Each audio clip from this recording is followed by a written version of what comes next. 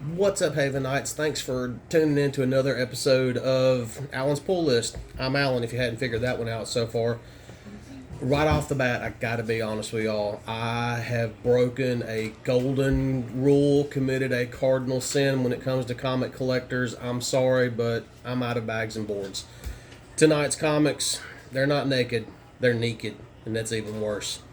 But let's get in, because we had some good books this last week. Right off the bat, we're going to start with Dark Horse Comics, Skull and Bones, The Savage Storm, issue number 3. This right here just wrapped up a 3-part story. I don't know if there's going to be any more moving forward, but regardless, it was really, really, really good. These 3 issues, they did exactly what they needed to do. You literally, it's a pirate. If you're into pirates, it'll be a great book to pick up. But literally, from the very first issue, you don't get like tons of backstory. You've literally got this group here, this group here, this group here, this group here, and guess what? Right here in the center is the treasure. Fight. It doesn't get any better than that. Island involved, old empty island. A maelstrom is upon them. It's really good. You do have a trading company that's involved in it. 2 groups of pirates. I really did enjoy the Skull and Bones. It's one of those that if you've got like a particular itch, if you're just wanting to read something about pirates, if you're enjoying it, it's really good. It was a nice break from the typical superhero, paranormal. This was not your typical book. It was a fun read. All 3 issues, like I said, one story arc. You don't have to go through tons of setup with who these characters are or anything. You literally know pirate, trading company, some type of oceanic police officer for somebody. I don't know what he was. But it was really good. It was really enjoyable. Some really nice art. I'm one of those types that I want the art to fit the story, and the art fits this story beautifully. It was very well done. It's Skull and Bones, Savage Storm, issue number 3. If there's more of them, I'll definitely be picking these up. It was just a fun read. Next up, we have Star Wars issue 34. Luke is now on a hunt to find the Kyber crystal because he's got to rebuild his lightsaber. Here's my issues with that. I read the books. I know that Disney come out and said that the books are not canon. Shadows of the Empire, all that stuff. Courtship of Princess Leia, Truce at Baccarat. Personally, Shadows of the Empire was one of my favorite books. It takes place between Empire and Jedi. I like the way that they did Luke building his new lightsaber in Shadows of the Empire. This goes a little bit more in detail. Don't get me wrong, this has absolutely nothing to do with Shadows of the Empire. I wish that they would do something with Shadows. But it is really good. We are moving forward. Luke has gone to another planet because there's like a kyber crystal trade there. It's a mining planet. It's an underground thing. Lots of seedy characters. He does have a woman that shows up to help him out. She was pretty rad. She showed up and just started ganking people left and right trying to save Luke. He is moving forward with progressing. We have these waves in the Force. And he even makes a comment about sometimes he feels like he can move a mountain, but other times he does not. He can't feel the force at all. Actually need to go back and read a couple of issues to see if I missed something somewhere, because I don't remember these waves as they put them. The Emperor feels them, Vader feels them, Luke feels them. So I'm really not sure exactly what that is. That might just be me though. Like I said, I might need to go back and check out. Well, once again, I think that they're back on the right track with Star Wars with the main title. I was kind of falling off of it there for a while. It kind of seemed a little boring. It seemed like they were really and truly stretching the story further than what it needed to go. But I think that they're starting to zero back in, and I am enjoying that about it. So I am starting to enjoy the Star Wars main title again. Next up, we have Darth Vader, issue 33, Corruption of the Handmaiden. Very little talking in this issue. I was about to say episode. This was a great setup for issue 34. I'm enjoying for lack of a better way to put it, the Handmaiden's Tale. I like what they've done with the characters. I like the direction that they're going with it. Vader is, in this one, to me, he's showing a lot more power than what you've seen in the past. He's on the full tilt mission. Saba is either going to be corrupted or she's going to die. It's going to be either which one. These have been really fun to read. Like I said, not a lot. This was a very quick read too. I mean, it's one of those, and you're done. There's not a lot of words. Let's put it like that. Ton of story, but not a lot of reading. For those of you that read a lot of comics, you understand what I just said. Another good issue, another solid issue. I've been maintaining for a while that Darth Vader is the best Star Wars title out. But even with the Darth Vader title, we know which direction we're headed. We know that we're getting closer to Return of the Jedi, and I kind of feel like it's time to start wrapping that up. But other than that, I mean, just another solid Darth Vader title. Next up, we have Moon Knight number 23 with Venom. This is not the Eddie Brock Venom. This is a great filler issue. It's just one of those kind of in-between issues. It is a self-contained story. Some fantastic art, a fun little read. Mark kind of strikes a deal with Dylan. He tells him, hey, they're toward the end. If you need me, call me. I mean, I'll be there to help you. I'll do everything I can for you, while you're trying to figure this whole thing out.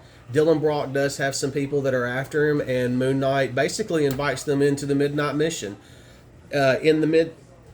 It's always funny. People that are not reading Moon Knight, you really want to understand this, but for people that are reading Moon Knight, the Midnight Mission is Moon Knight's backup.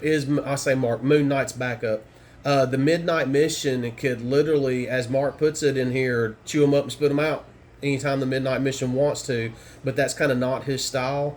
I do like the way they're doing the Midnight Mission since this whole thing has come about. It can get kind of trippy. It's actually pretty fun. But once again, another solid outing. I was kind of wondering where they were going to go after issue 22, where we saw Mark and Tigra's relationship escalate. But I think that was a nice break that we don't jump right into that. We have, once again, a self-contained story. One issue. It's literally Moon Knight, Venom, period. That's all you really need to know. Nice quick little read. Another action-packed issue. So yeah, another really good one. Love what McKay is doing with Moon Knight. Moon Knight's just been fun since issue 1. It really has been. Now to move away from the fun and go to and I gotta tell y'all a story about this one here in a second. We have Breath of Shadows issue number 4. It's a Birch book. Everybody knows that we are friends with Justin Birch, the letterer for some of our favorite comics. If you have not gotten the chance, if you want to vote in the Ringo Awards, go put down Justin Birch. Go nominate, vote for Justin Birch. Breath of Shadows, and here comes my sad little story that made me feel so old. For those of you that's not reading it, Breath of Shadows is a kind of like a combination of Twilight Zone, Creepshow, and Tales from the Dark Side. Somebody had asked me about this book last week, and they said, hey, what's it like? And I used those shows as reference, and they said, what's Dark Shadows? That hurt my feelings a little bit. I'm going to be honest with you. Yeah, it's one of the few times I've actually felt old. This is a really hard book to explain. Basically, what it is a rock star that is strung out on drugs, has made his way deep into the jungles. He's looking for some mystic cure. He's looking for a book. He's looking for a legend that he's heard about. The thing is, he's being forced to confront his issues. That's basically going to help him get clean. But when you start reading it, and I want to see if I can get to a quick page right here, right quick. There we go. As you can tell, we'll see if the camera can pick this up. Looming in the background are like these giant centipedes, spider type things. To me, and I could be wrong the way it's being translated to me, they're really symbolic of his drug addiction and everything. You do get a little bit of a backstory on why the bugs. The bugs were always a part of his life on some level. But it's if you're wanting something dark, if you're wanting something that makes you think, I highly recommend Breath of Shadows. If you're not into that stuff, I don't recommend it. And here's the reason being: there's some wicked imagery in these books. All four of them so far. It's going to be a limited series. I think 6, 7 issues. I'm not sure, but if you're into the Twilight Zone, Dark Shadows, like I said, Creep Show. There was even another one, I can't think of the name of it. If you're into that type stuff, I would definitely check this out. It's been a good read. It's been solid. I mean, amazing. Once again, it's another one of those, you get a break from the capes and the tights. You're actually getting a deep dive into the human psyche when it comes to addiction on this one, and just the way people think and the way they act. But then you also have to add in the rock star element to it. It's been a really good read. As far as the more quote-unquote adult themed books, this one is definitely up there, and it's, for some people, it might even be an acquired taste. I do recommend picking it up if you're, like I said, if you're into that type stuff. I've enjoyed it. I know Josh has enjoyed it. I know several people that have enjoyed it, so it's not just me. We're all a little bit weird. Next up, we have Dawn of DC, Batman, issue 135, also known as issue 900. In this issue, we get the culmination. We get it's all come together. He is fighting Red Mask. We know who Red Mask actually is. My only problem with this book is it was not big enough. There should have been more. That's my own personal opinion. The book was, I mean, Zdarsky, once again, we can't say enough good things about Zdarsky. But the trip that he takes us on through the multiverse in this one issue could have very easily been a full-blown graphic novel. I mean, it could have been a lot more to it. It was really cool to see Batman 89, Batman 66. It was, we even get a little bit of Christian Bale Batman in there. We get Return of the Dark Knight Batman, the Frank Miller Batman. That was great seeing all those characters. One thing that I did not like, though, was you really get the impression that he spent a little bit of time with the Dark Knight Returns Batman. For those of you that don't know what I'm talking about, we're talking about the Batman in the future. Frank Miller's, Batman actually has to come out of retirement. He's old and everything, or he's older, I should say. But it's kind of implied in the book, and through a couple of things that happen I don't want to spoil, that he spent a little bit of time with him. So that kind of makes me wonder, did he spend time with the others, with Batman 66, 89? I think that would have been really cool to explore, because in the end, they all look differently, but they're all Bruce Wayne. We do get a nice little moment between him and the Alfred of this other multiverse as Bruce is getting ready to leave to basically go on his trip. I think that there's still more to the story that they can visit here later on down the road. I would like to see him go through the multiverse again and visiting all those Batmen, I should say. The shark repellent, you know what you did there. You know what you did, Chip. We all know what you did, Chip. It was awesome. Loved every minute of it. That was great, showing a Batman more prepared than me. I thought that was excellent.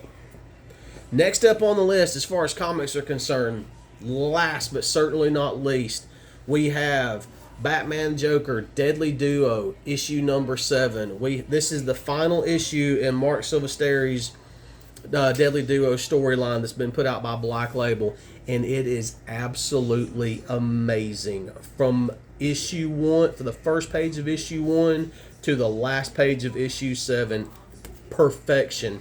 Literally a Batman story. This type of Batman story, it does not get any better. With the introduction of the character Amanda Sims, where we saw her in the beginning to where we see her now and what's actually going on with her, I love the way that it ended that off. But the Joker really and truly made this entire series for me with one line in the very beginning of it. In the very first issue, Harley Quinn has basically been kidnapped. Joker's got to team up with Batman. Joker says, I don't like it when people take things that belong to me. So now we fast forward to issue 7, and here comes your spoiler alert if you have not read it yet. And if you have not read it, this might make you want to read it even more. So the plan always was that Amanda Sims wanted to take down Joker and Batman at the same time. She's got her reasoning. That is the main story of why she wants to take them down. But she also has a vision for Gotham that she wants to implement, that she wants to see done. And this vision for the new Gotham does not involve Batman or Joker. Well, she actually has a plan, and she's teamed up with Joker for this team up with him and Batman. It's kind of a team up to get a team up to get a team up. It's weird, but it works. Basically, she's got something that Joker wants. It's a key to a safety deposit box. And in this safety deposit box is everything that she knows about Batman, including that Batman is Bruce Wayne. She's pieced it all together. She has all the evidence and everything. And if Joker helps her, she will give him the key.